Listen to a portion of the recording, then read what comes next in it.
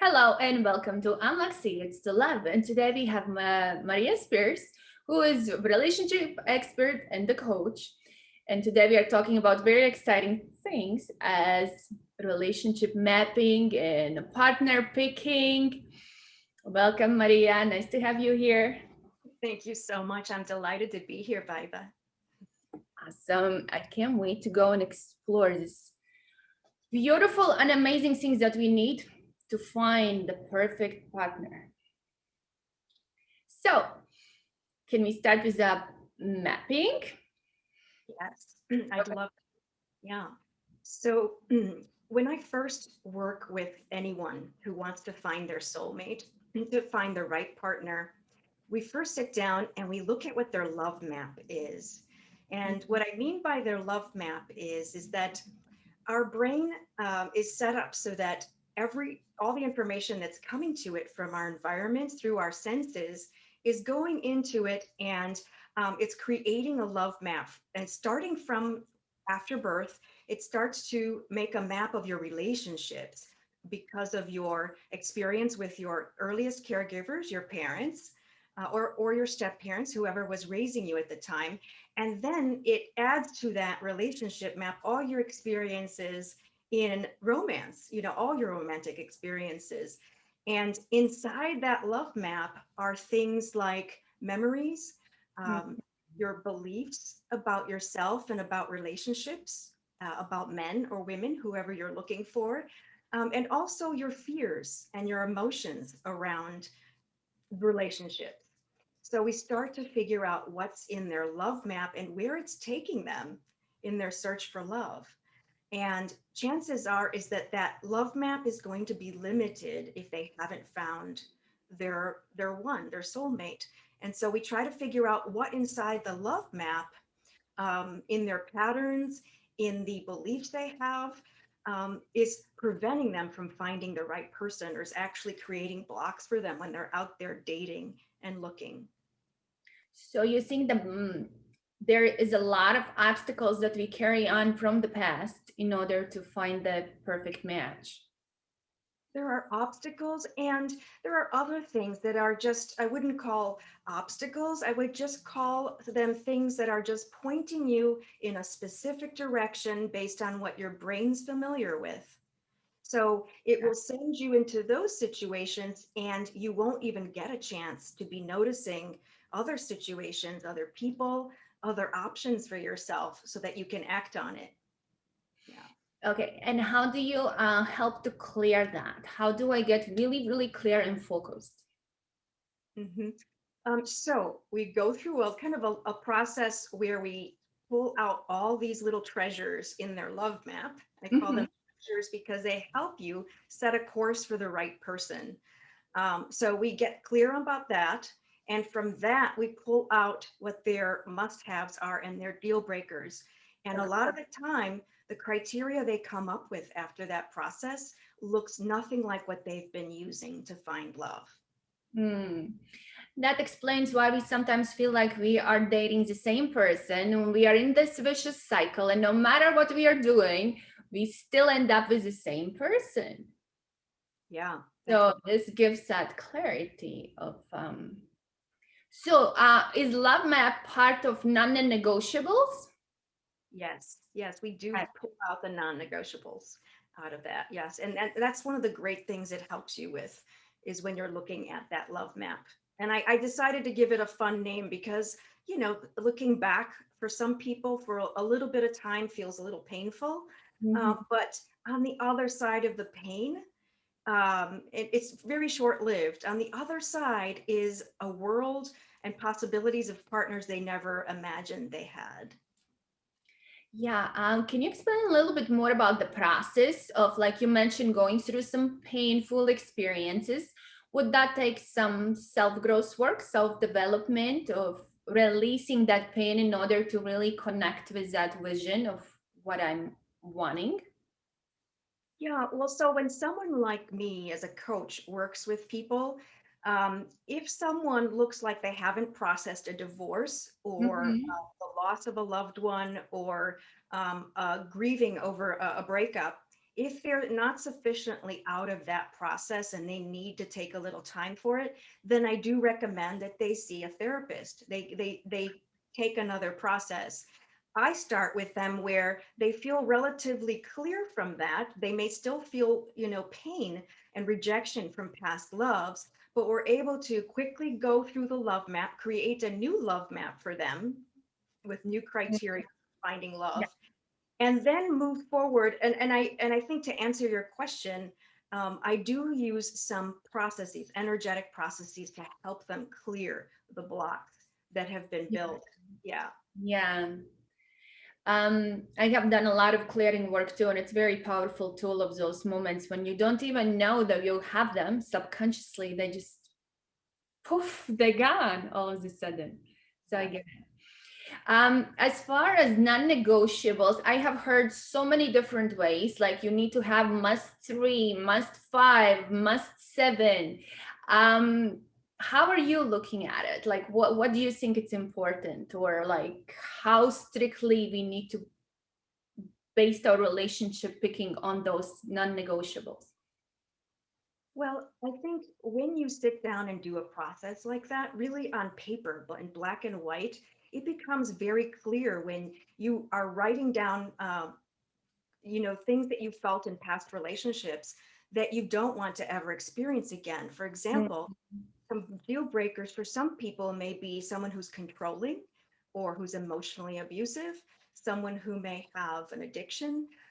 There are some things that are going to come out from their past that are really obvious. Um, and then there are also pieces about values, some key Yeah. values about their life. Yeah, as you know. So it's a combination of things, but I base it on how did I feel in the past when these things were happening in past relationships, and what did I need that a need that it wasn't met. Okay. So I go from there, and That is a need. Okay. yeah. Yeah. And also the big ones of like wanting a family or wanting to live a certain lifestyle or not wanting family or depends, right? Where everyone is. So when you put down that on a paper, it kind of emphasizes the vision of making it very clear, right? This is the direction I want to go. Yes, it makes it clear for you to keep going back to it, so that you don't waffle when you're out there dating and you're like, wait a minute, I just saw that signal, but maybe I ignored it like I have in the past. And that way you can stand your ground, and stay very close to what you really need, the essentials of what you need. I find that when I'm doing this with people that, some of the things that quickly go off the list or get into want, things that I would want, things that would be nice, are things like, 6 feet tall and a fitness buff and muscular. And, I found many times that people end up with the person they end up with deviates from those things.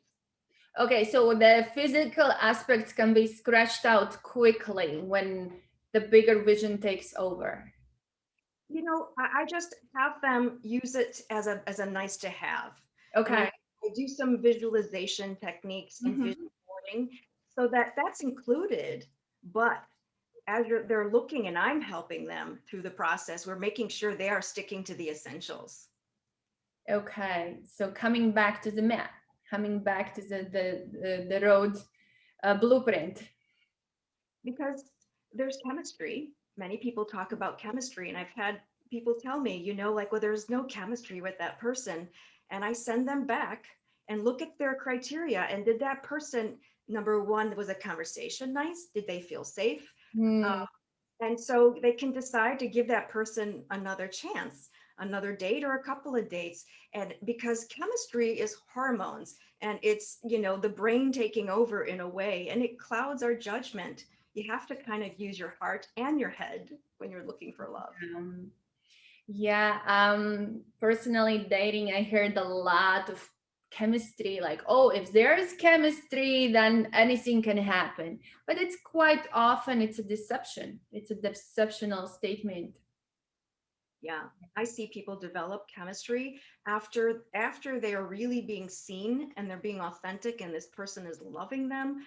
And communication is great. When those main criteria start to line up, then you see the chemistry happening. Yeah, So and that's a real chemistry. That's beautiful. That's like heart connection. Yeah, yeah. not the immediate of like, oh my God, this guy or this girl. Yeah. Mhm. Um, okay. Picking a partner, like for example, online dating. You're dating online. How do you weed them out? What's the best way to start searching or looking for the one that fits into your box? Well, what people say online can be very revealing. So, number one, some people show up with very negative statements like, I don't want drama, I want you to be a mature adult and grown up. And, there are some things that they reveal right away in terms of what they ask for in their profile that you just kind of next, Yeah.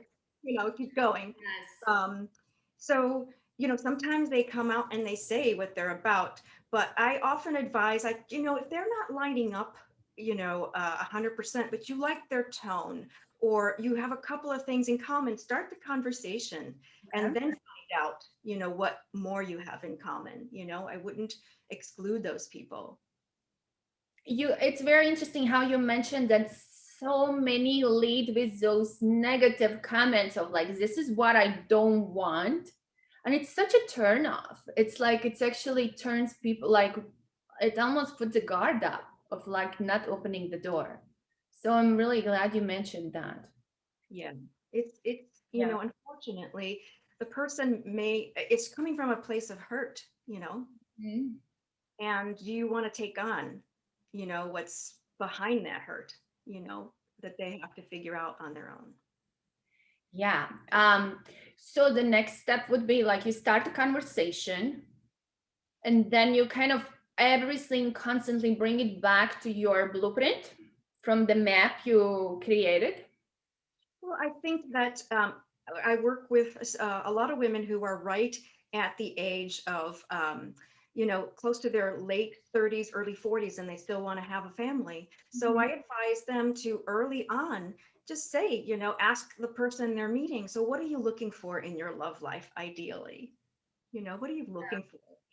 And they will tell you, or if they're looking for a partner or if they're looking for someone to date and have fun with, you have to ask questions around that, and then be upfront, when the question comes back to you, I think I'm at a place where I'd really want to share my life with someone special, so I'm holding out for that really special person. Yeah, and the transparency very early on. Yeah, being open. That's what I'm learning from this series too. Almost every speaker is like you have to be so bluntly open and honest, and that leads to something special. Yeah. Yeah, Yeah. so I'm glad we're bringing this back to that too. And um, how do you know? How do you know when it is the right person for you? For you, like we said, the chemistry builds up later, but like how much time do you invest on exploring till you finally kind of know? Mm. So you're saying how much time do you invest when you're You early? go on a 3 dates, you give them 3 months, like what would be the time frame? Then you like, well, it's really not progressing. Or like when like, okay, next.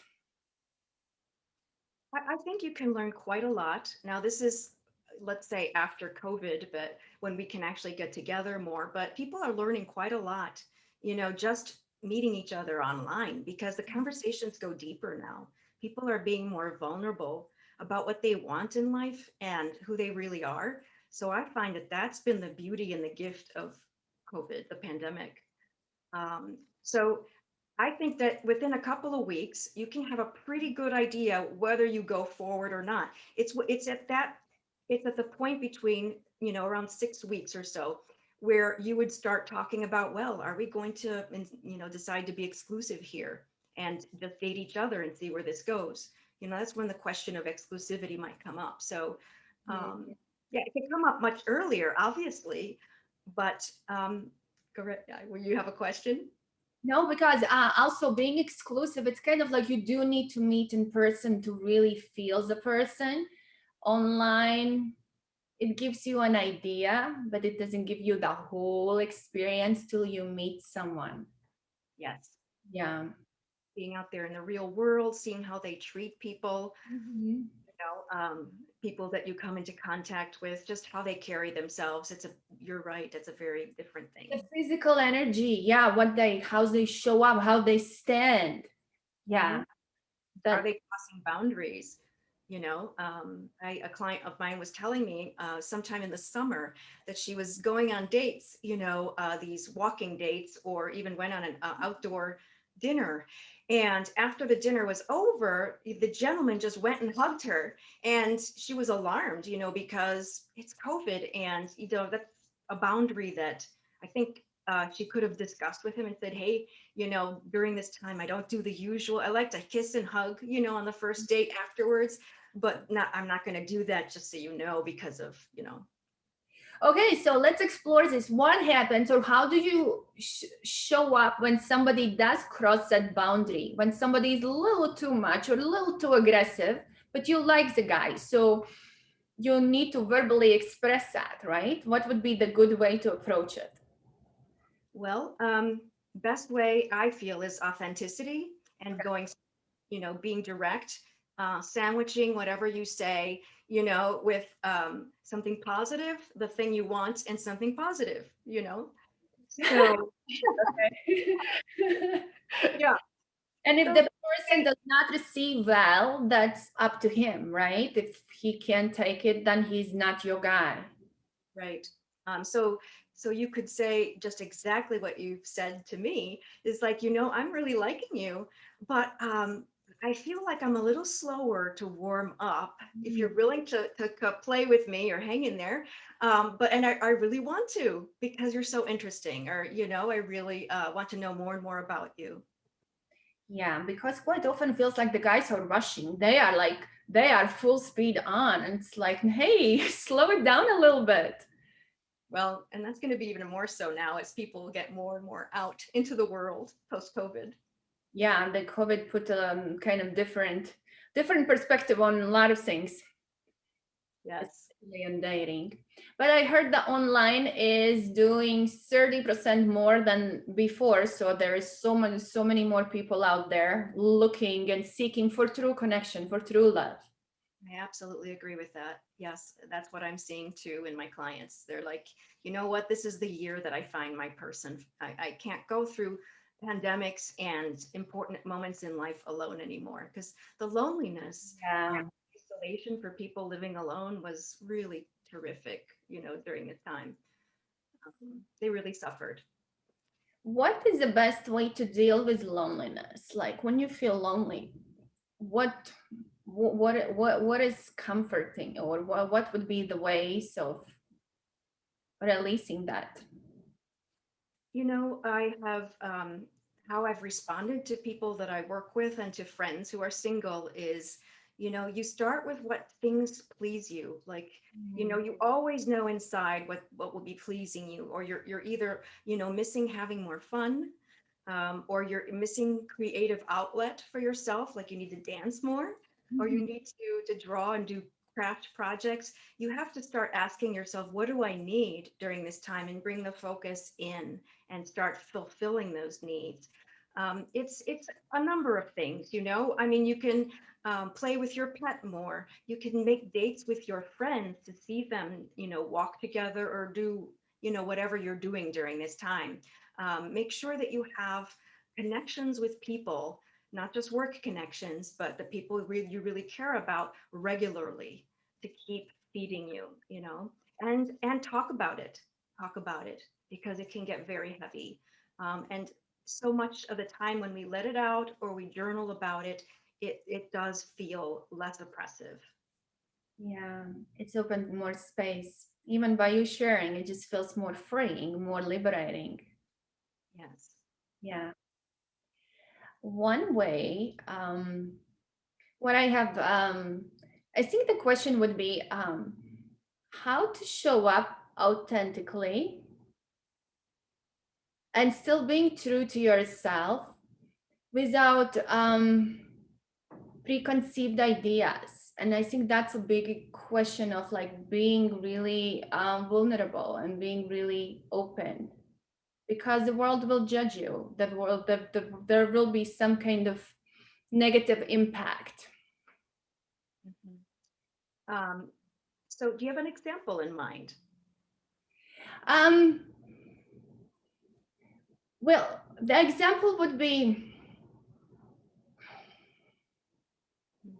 being really, really clear. For example, somebody who stands certain way of the view on the world, where they standing on, what they want family, they don't want to be vaccinated, or they do want to be vaccinated, whatever it is. Like when you're standing fully in your ground, like true to yourself, and living from that place, attracting the mate, that's very vulnerable. I think it's very tender, because you don't know how the person will receive you. Yes. And they don't know how you will receive them. That's a good one too. Yeah. You know, we don't realize how much the person on the other end is, especially, you know, if it's a male female relationship and the man doesn't know, you know, the number one thing men want is to please the females they're with. Hmm. And so they're trying to figure out, okay, how am I going to please her? You know, what's gonna be what she's looking for. I mean, they're also wondering if they're making the right moves or what they're doing. You know, I know so. You know, you hear them talk about it. So Yeah. it just, I think if you stand in the place of, you know, they're just as vulnerable as I am, and when I take the first step, it gives them permission and allows them to go to that place too. That's a very beautiful way to look at it. The both sides are vulnerable. Yeah. The thing is that when you're vulnerable and you stand in exactly what you want, and talk about it, not only do you start weeding out people who aren't, you know, the right match for you, and you want that to happen quickly so that you can move on. Yeah. Time is something we won't ever get back, right? So you want to be able to move on and look at other better matches before getting too attached. Yeah. And so I think that that's a good thing. But when you stand in exactly who you are, your light as a human being is shining brightly, Mm. and you have more possibility of drawing in the ones that are attracted to you for who you are. So that's the benefit of of expressing all of it. Yeah. So what would be, what does women want? What Mm, are, like working with a client, like what would be your, let's say, top three or maybe top five, what they're really looking in the guy? mhm. So they are usually looking for someone who's a good family person, Okay. especially if they want to have children. Mm-hmm. But even in people who are divorced or, you know, older than that, you know, they always say, I want someone who gets along with my family, you know, or my friends. Mm-hmm. Um, they're looking for someone who is stable, whether it's financially or mentally. Um, and I know that there's a biological piece from a prehistoric piece that is about protection, you know, and I feel that a lot of women, no matter how tough they are, there's something about being protected by a mate, Mm, physically, yeah. emotionally. So that's something they're looking for. They're looking for just being loved for who they are and being chosen. Like every woman I ever talked to wants to be chosen out of the whole pool of other women out there. They want to be the chosen one. Yeah. Um, And how about guys? What the guys really want? well, that's very interesting. So yeah. Number one thing is they want a confident person.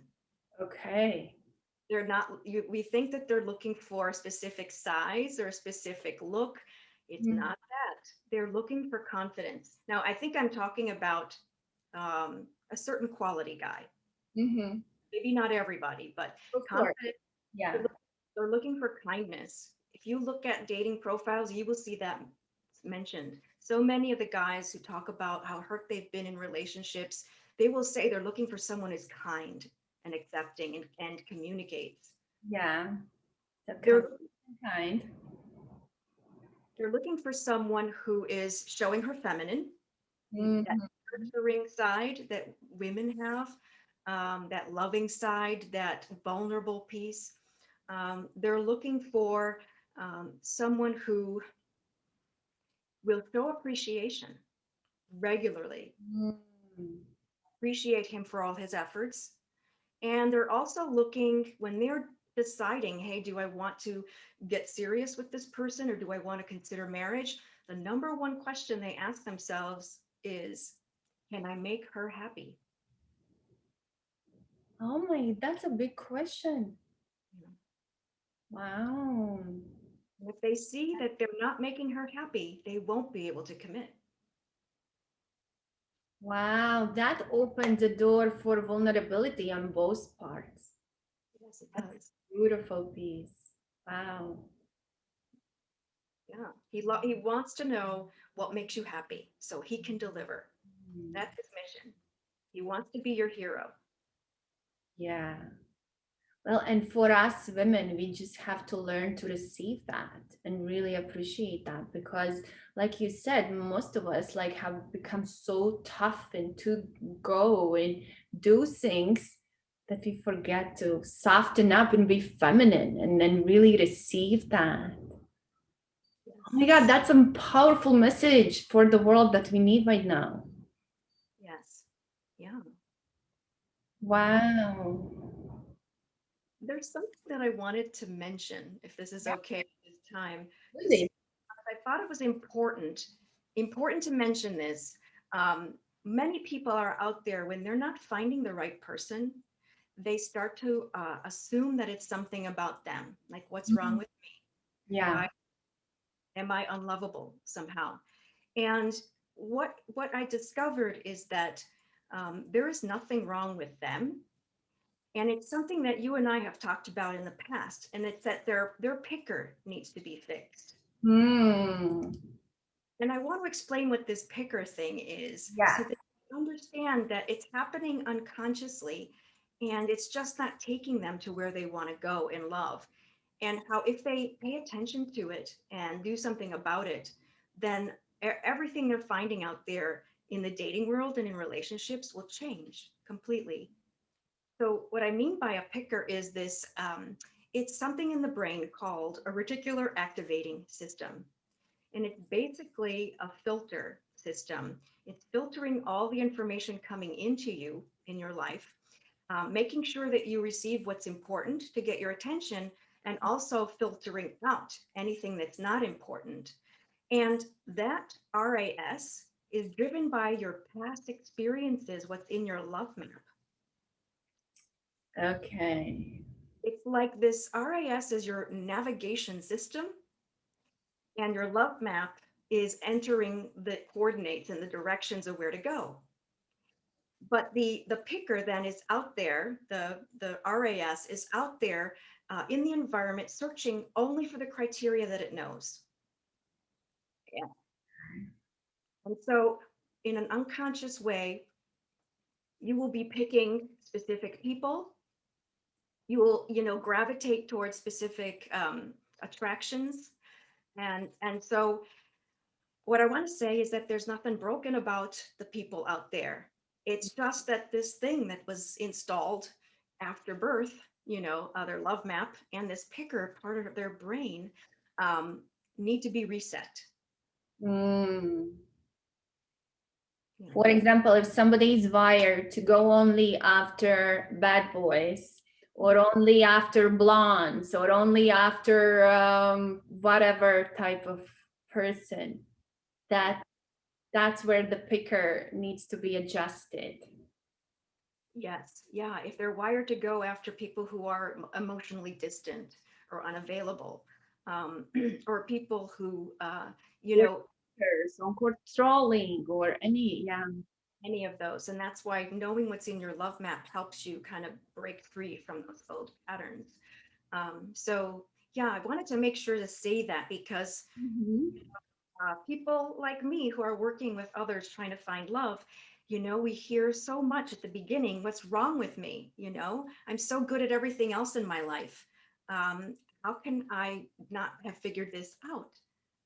And so this is why it's not anything wrong about them, but they can change what they're doing when they change what's in their love map and the criteria they're using. And there's more to it than that, but I just wanted to kind of bring it down to just a few examples. So because another example is, let's say you're in LA and you're trying to go to New York. Your current love map is only going to get you to Chicago. It's Ah, it stops. Okay. Yeah. And if you want to change course and go to some other city, it won't be able to do that the way it is right now. Okay. So if you want to go to Miami and you are still in Chicago, you're stuck till you start to discover and explore. Yes. Yeah. Yeah. You can really make a difference in your search to find the right person, get better matches, um, you know, feel more comfortable and confident once you kind of have some of these pieces, figured out. So So for people to get clarity, get focused, get that map, they need to call you and get the map and work with you. it could be done in so many different ways. Yes, I would love for them to contact me. But I think the number one piece of advice I would give, even beyond the map, is, get yourself, if you really want to find your partner in life and it's important, then make sure you do something about it. Make sure you have a team of support, whether it's a group of your friends and also someone like me. It doesn't matter if it's me, it could be any of the people you have on your summit, it could be anyone they choose, as long as they decide to take the journey with someone else so they can stay on track and stay motivated, and then it will happen. Yeah. Mhm. Well, what are the steps? Like, can you go a little more clear on okay, you mentioned looking back in the on the child from childhood all the way to your present life. But for example, if somebody keeps attracting controlling men or very overly jealous person or any of those negative factors, how do you circle back to the core where it comes from? It's through the process of asking questions, like treating it Okay. like a treasure hunt, Yeah. Yeah, it becomes pretty clear. If there's something like that that's happening regularly, it Mhm. will become clear where it's coming from. And the moment when you step on it, it kind of releases, the charge gets released and there's a shift or We work on it for some time while they're dating and through the process, because different aspects of it might come up as time goes on. But I am a practitioner of EFT tapping, okay. and we know that that helps people get through things like post-traumatic stress disorder for veterans of wars. It works in the same way with relationships and love. We all have a lot of heartache locked in there and disappointment. So when I work with people using this tool specifically, a lot gets dislodged and released. They will no longer go out there and date and have a charge on it and then retract back and hold their heart, close to them, and stop being vulnerable as they need to be. So that tapping would help to open the heart. Oh yes, it Okay. does. Yeah, wow. Yeah. I love that. Opens the heart, it builds confidence and Mhm. self-love. It does a lot of different things, but it's really a great tool for that, among others that I use with people. Right, but yeah, but that sounds amazing. Even that just releasing and shifting the energy. So you get the map to Miami or wherever you want to go. Yes. Yeah, amazing. On a final note, is there anything else you want to share or anything else you want